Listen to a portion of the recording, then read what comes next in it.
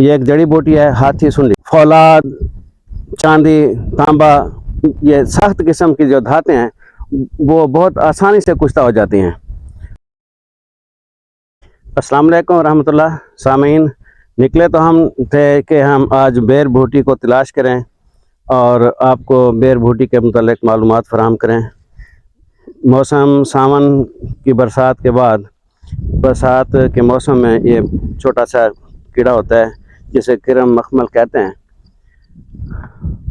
اس کے طبی خاصے فوائد ہیں۔ یہ گرم تار ہوتا ہے اور اس کو بطور طلا بھی استعمال کیا جاتا ہے اور خوردنی طور پر بھی اس کو استعمال کیا جاتا ہے۔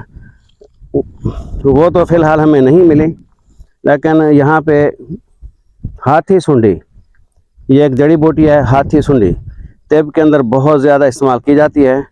اور اس بوٹی کے اندر، اس جڑی بوٹی کے اندر فولاد، چاندی، تانبا، یہ سخت قسم کی جو دھاتیں ہیں وہ بہت آسانی سے کشتہ ہو جاتی ہیں، اور یہ طب میں بطور اینٹی بائیوٹک دوائی استعمال ہوتی ہے۔ اگر بچوں کو پیٹ کے اندر کیڑے ہیں،